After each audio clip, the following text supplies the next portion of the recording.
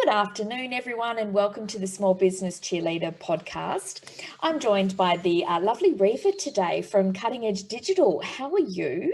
I'm good. How are you? I'm very well, thank you. I've been wanting to have you on for ages because Google Ads is your specialty. You are the guru. I've done your workshops before and I've learned so much I didn't know or I didn't think I even needed to know. And so I wanted to do a podcast today that we can share those tips with other small business owners. So the main points today I'd like to start with, because I think for small businesses, Google Ads are one of those things that sit on the corner of their to-do list. They know they have to do them. They've heard about them. And a lot of people say they need to throw all their money at them. But what we want to talk about is Google Ads is not for every business. And I think it's important for us to maybe set some parameters on how small businesses should look at Google Ads. So if you could just maybe run us through from your experience, what businesses Google Ads work for, or even some advice you could give small business owners looking to take in Google Ads. Yeah, so definitely Google Ads is not for everybody. A lot of people are told when they start a business that it's a great place to get visitors to your website. Just pay Google, get some clicks, get some traffic, and people will buy from you. But that's really just not how it works. It comes down to several factors as to what kind of business is best suited to Google Ads. And I have to say it's generally service-based businesses or businesses that have quite a high product value, because what you have to remember with Google Ads is that it's all about a return on your investment. You want people to be buying from you. You don't want to be just paying for clicks for people to come and look at your website and leave. That's a complete waste of your marketing spend. So by making sure that your business is well suited to things that, one, people are actually searching for, as opposed to something that maybe you would buy if an ad popped up on Facebook while you were scrolling. Things like clothing, makeup, t-shirts, they work really well on social media, not so much on Google Ads, depending on your budget. So if you've got a budget of $300 a month, I would probably say forget about Google Ads, because that works out to about $10 a day. And that's not going to get you too far, considering most industries you're paying $1 to $3 per click. And not everyone is going to convert. So not everyone who clicks on your ad is going to buy from you. So then you have to factor in the conversion rate. And that's where you're going to start losing money if your ads are not well targeted and you're not a product that people are actually searching for. Yeah, that's exactly right. I know, is it right that the sort of around $25 a day is a budget that is sort of an average budget for Google Ads? Yeah. I've heard that's sort of where you can sort of start and then you do it over, per day. What do you think? Is there a budget in there that is workable for service businesses that want to give it a try? Yeah, so it's going to come down to what you pay per click. So different industries have different general ranges of what they pay per click. I'd say for most of my clients and for most industries, it's between $1 and $3 per click. So if you've got a budget of $20 to $30 a day, that can get you 10 to 15 clicks, maybe 30 if you're lucky. Anything less than that is probably not worth running an ads campaign. So I generally have a recommended budget of $600 a month as a minimum, because that works out to $20 a day. And if you can't afford to spend $20 a day on Google advertising, it's probably not the right platform for you. Yeah, everybody gets so used to, chucking $20 on a Facebook boosted post and getting results from it. They think that Google works the same, and it just doesn't. No, that's right. Because what you normally find is that right, that the conversion rate, it may cost more, but they're probably already ready to buy that type of thing, because they're searching. And I want people to understand that's the difference, that Facebook, they're scrolling and they might come upon you and make a purchase, whereas Google Ads is very specific. They're searching for keywords that they're ready to buy. So it might cost you more per click, but it's going to be more likely to convert. Is that what you found with Google Ads? That's absolutely it. So people are either doing their research before they buy, or they are ready to buy when they're on Google. When they're on social media channels, they're more being interrupted. So that's interruptive marketing. People aren't necessarily waiting for an ad for a plumber to pop up because their toilet is broken. They're going to be going to Google and Googling plumber Perth, and they're going to be finding somebody that way. So it very much depends on how your audience is searching for you, and if they are indeed searching for you in the first place. Yeah, and you're also competing on keywords. You're bidding upon those keywords. So you have to realize that bigger places that have a big budget are going to be obviously paying more per click and are going to rank higher. But you can be strategic with your keywords. What's some key points around keywords or anything you can help people when they're looking for getting their, they might not know what it means. What do keywords mean, and how can they use them in making sure they show on the Google rankings with their Google ads? Yeah, so I'll give you a little snapshot of how the Google Ads auction actually works, because a lot of people don't really understand the process behind it. So every time you go to Google and you type in whatever the search term is, plumber joondalup, what Google does in the background with regards to the ads is an auction is performed. So they look at which businesses are bidding on the keyword plumber joondalup, how much are they prepared to pay per click. So they look at what you're bidding for that exact keyword. And then it also looks at your landing page, how relevant it thinks that your website is for the result that people are wanting. And it also looks at whether you've got those keywords included in your ad text. So if you are bidding on the keyword plumber joondalup, but nowhere in your ad text are you mentioning plumber or joondalup, it's highly unlikely that your ad will show. And if it does, it's going to be way down the bottom. Yeah. So every search conducted on Google, an auction is performed behind the scenes to work out what ads they're going to show and then in what order they're going to show. So if you're only bidding 50 cents per click and somebody else is bidding $2 a click, it's highly likely that they're going to appear above your ad if their website is more relevant and if their ad text is more relevant as well. Yeah, that's it. And you can also see when you go through Google Analytics, things like bounce rates and stuff like that, where people will click and you can pay, you're paying for those clicks, but they'll bounce straight off if it's not the information they're searching for. So you have to be careful with that budget, because you might be getting those clicks, but they might be bouncing straight off and you're not really going to get the conversions you're chasing. And that's where we were talking just before about Google ads not being a set and forget like you can maybe do with Facebook ads a little bit more. Google ads needs to be tweaked. You need to see how they're performing. You can go through your keywords. What would you say, what recommendations would you have for small business owners looking to make the most out of their campaigns? Say they're running it at $600 for a month. What is it that they should be looking out for in regards to tweaking?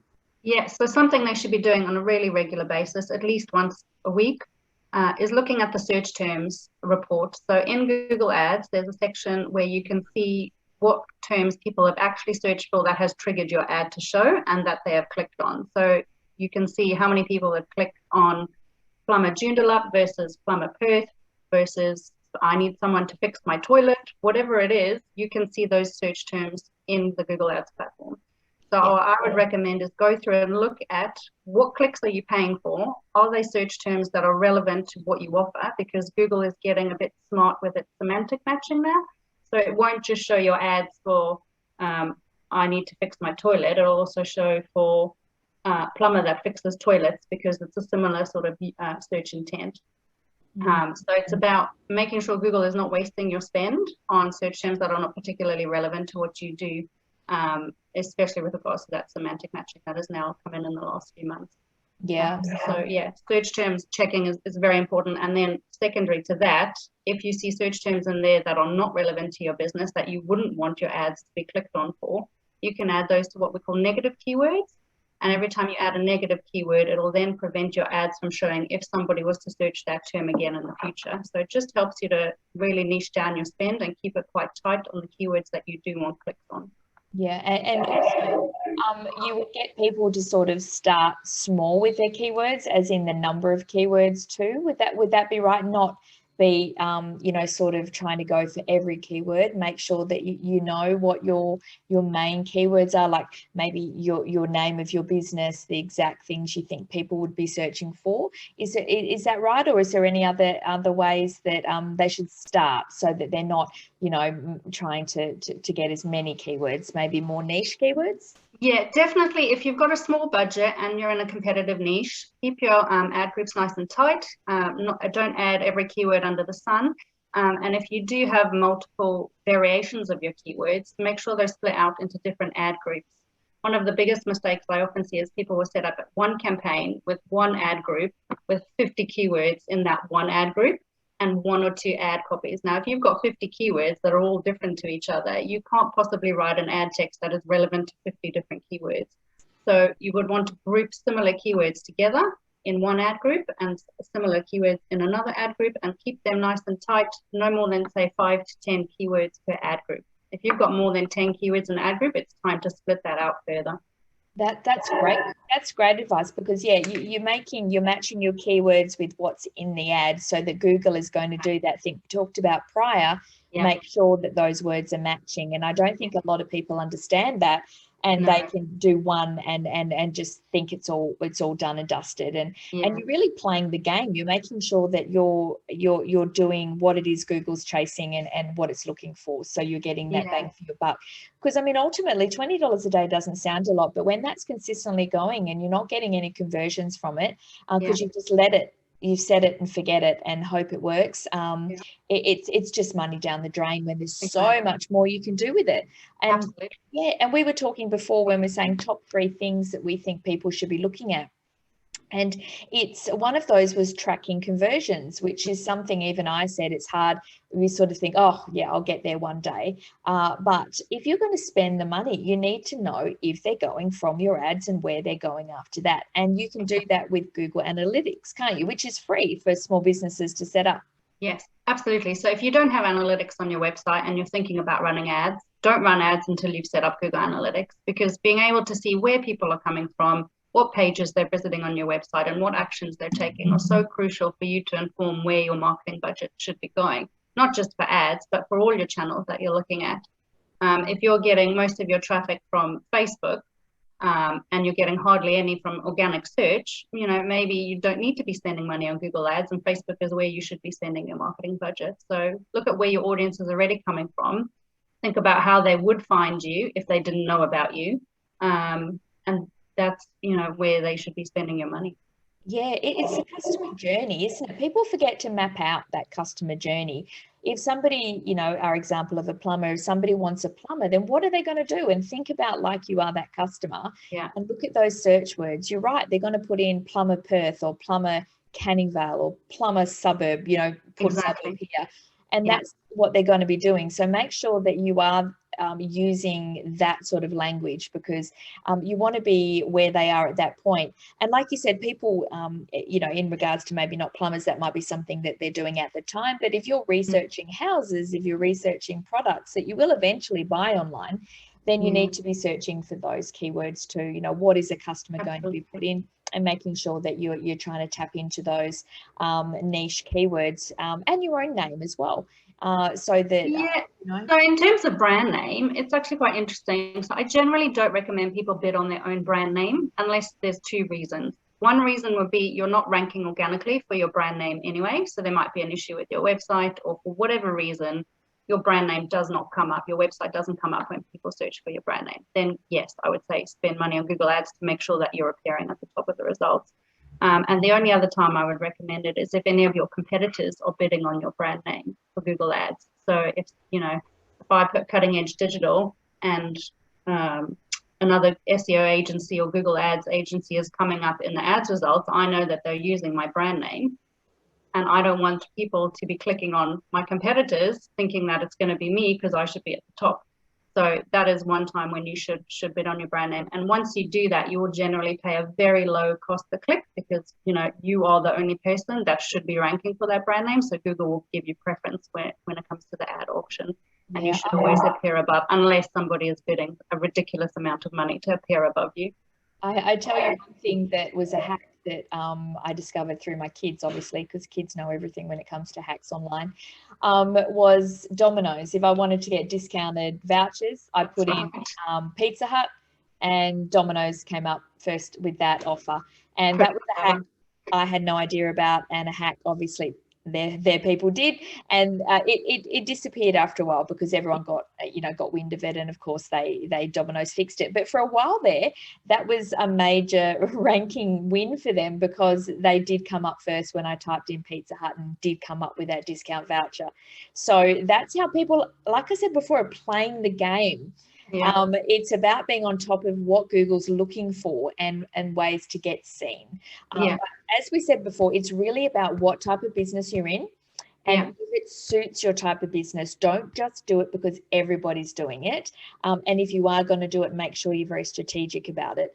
And one thing I just wanted to go through a bit more is the negative keywords, because I see that in a lot of SEO things, and people always ask me, what does that mean? I know we quickly talked about it before, about putting a keyword in where you don't want to show. Is that right? So you're telling Google that that is a negative keyword for you. Can you expand on that a little bit more for everyone? Yeah, so a negative keyword will prevent your ad from showing if somebody searches for that term. It's very specific though, so it won't be anything semantically matched, or if people misspell the word, it won't count, unfortunately. I wish Google would, kind of work out misspellings and apply them as negative keywords, but they don't. So say you're personal injury lawyer, and you only do personal injury law, and somebody is searching for a divorce lawyer. You don't want your ad to appear because you don't offer divorce law services. So you would add divorce as a negative keyword for your ad group or your campaign. And then if anybody searched for anything to do with lawyers or law with the word divorce in it, your ads would not appear.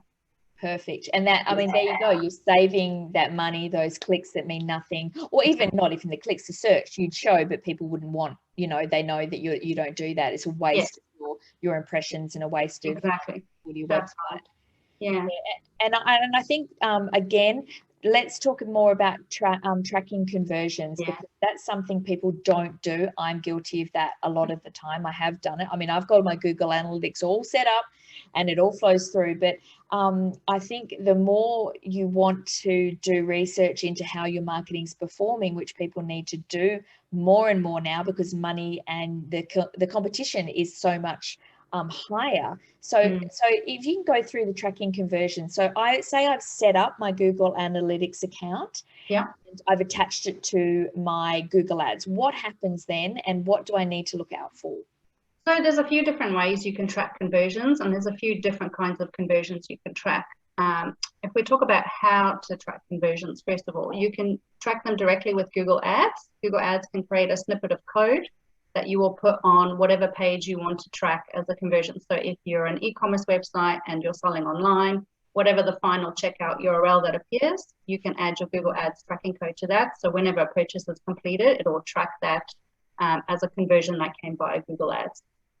Alternatively, you can use Google Analytics. So provided, like you said, you've connected your analytics to your ads, you can set up all your goals in analytics as you usually would, and then import those to Google Ads. It's really simple. You just tick a box and they'll all import. If it's e-commerce, you can have your transaction set up, tracking and analytics. So just whatever transactions happen on your website can pull through automatically to ads. Or you can track things even like clicks on your phone number on your website, clicks on your email on your website. They're super simple to set up with Google Tag Manager, implement them via analytics, and then import them to ads. So those are actions that you do want to be measuring as well if you have a public phone number and email address that people can get in touch with you, because those are all touch points.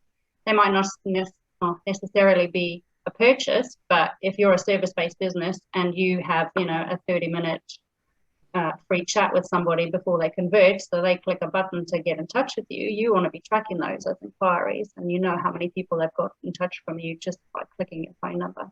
Yeah, and that's leads, isn't it? And I mean, that's what I keep trying to tell my clients in regards to marketing. Leads, you need to be tracking them. You need to be, all those touch points you're talking about, the phone, the email, the booking, discovery calls, they're all leads, and they need to be, it gives you a compass of how your business is going and how your online is tracking, because that's so important to getting the leads into the funnel. Is the top end of the funnel is making sure you've got all these things set up. And if you spend the money and you're going to invest, why would you not want to get the most out of it? And I mean, and that's what I think sometimes it comes down to having somebody in your corner that can help you get on board and give you the right direction and tools, or it's something you outsource to a professional that you actually you can trust that will do all of these things that you have no time or you're not up to.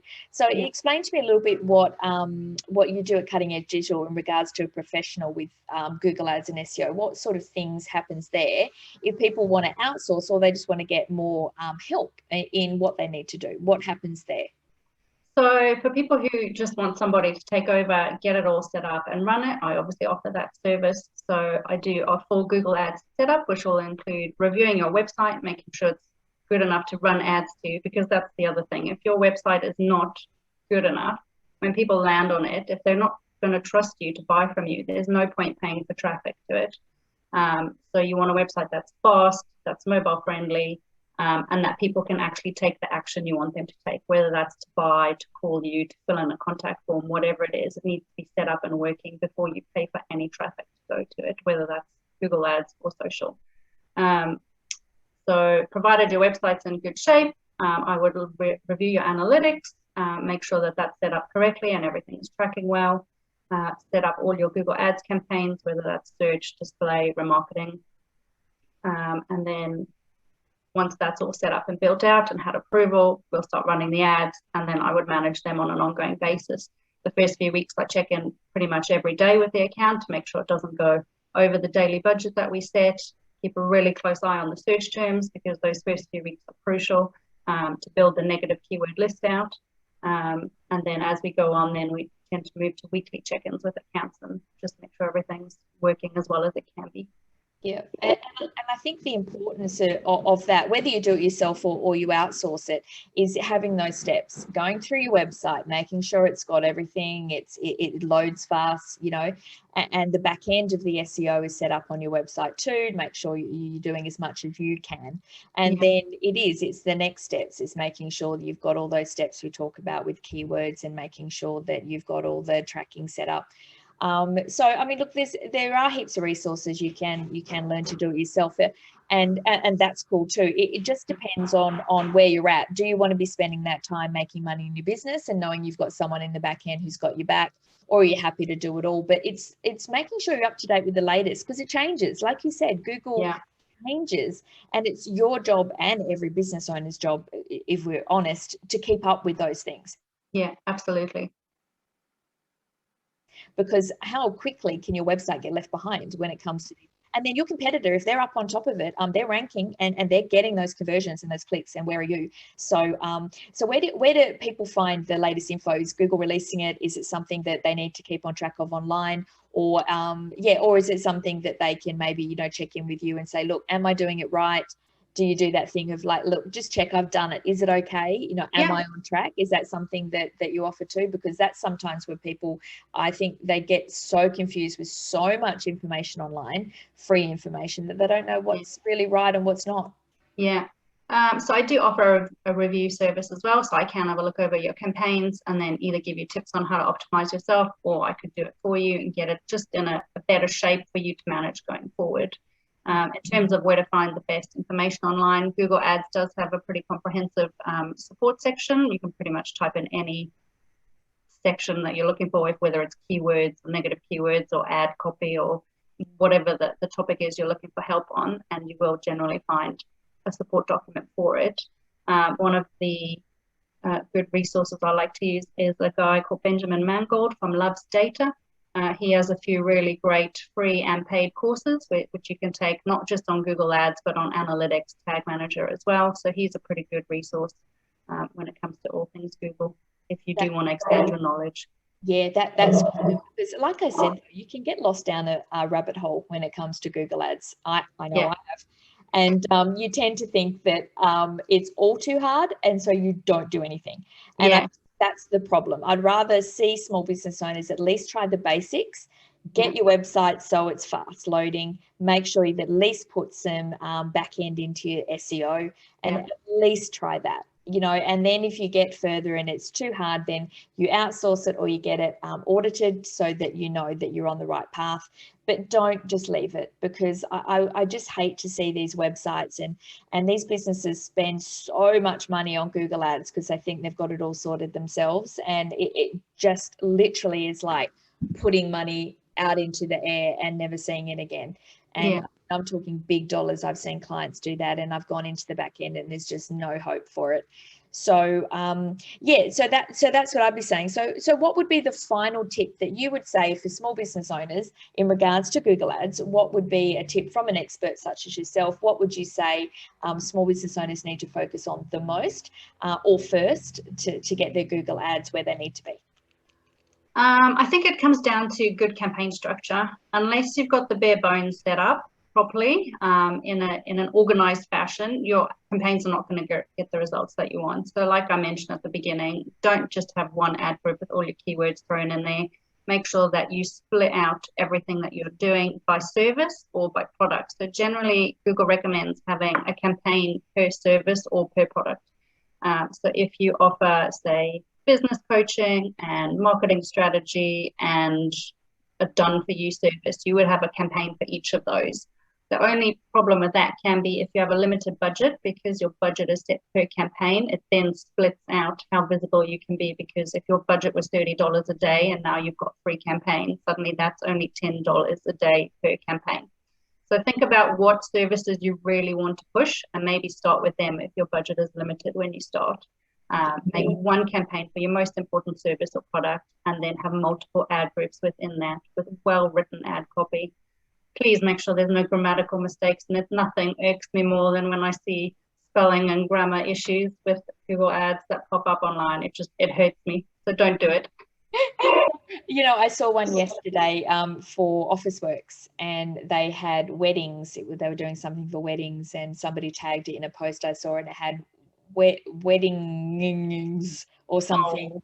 And it was a sponsored post on Facebook, but still the same thing. So people are screenshotting it, tagging it, sending it. So it's not great. Please, if grammar is not your point, please just get it read by someone else, because people like Reeva and myself, we cringe a little bit and die inside when we see copy that has that, especially if you're putting money behind it.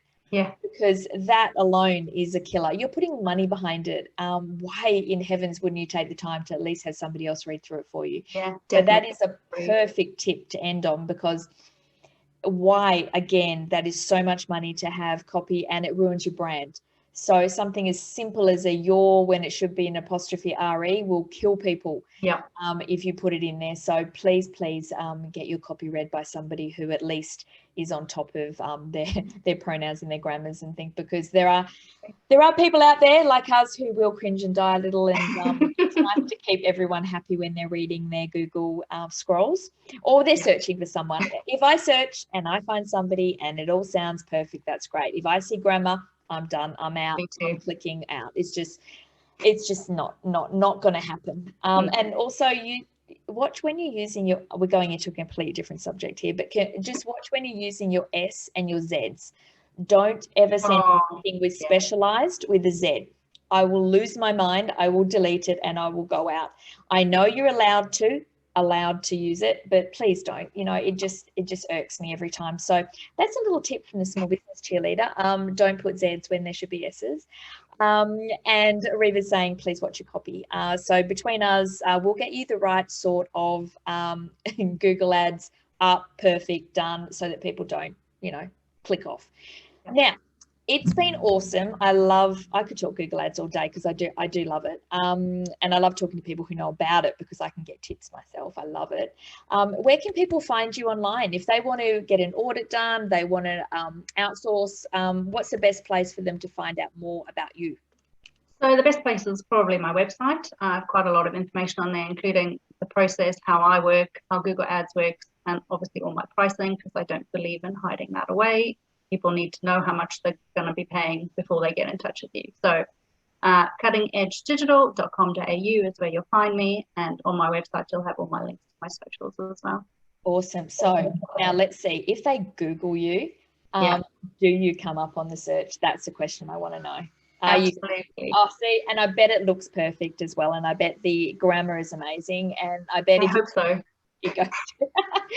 So that's good to know. I thought it might be like a chef, you cook at home, you're cooking at home but I bet you're on top, and I love that, because you got to make sure that what you're teaching people are seeing. So everyone head to the Cutting Edge Digital website and check it out, because I think if you're going to start a business, get it started the right way. If you're stuck in a rut and your leads are drying up, reassess your SEO and look at Google Ads if it suits your business type. But make sure that you've got the back end right first before you start putting any money anywhere. And that's what Reeva's here to do. It's been awesome talking to you, and I hope everyone heads over and Google searches you so that we can get, but don't click on it, just go direct. Otherwise she has to pay every time you click on it, okay? So just go straight to her website as a direct. I don't run my own Google Ads. It's far too expensive an industry. I can't afford it. 100%. So just type in digital.com.au in your URL bar and you'll be fine. Awesome. And and check her out on the socials too. Thanks so much for being with us today. And I hope that we've shed some light. Well, I know we have, for those that are a bit confused with Google Ads, and hopefully we can see some great Google ad campaigns being set up in the future by everyone, hopefully, including me. So thanks a lot, and hopefully we'll talk soon. Thank you. Bye. See ya.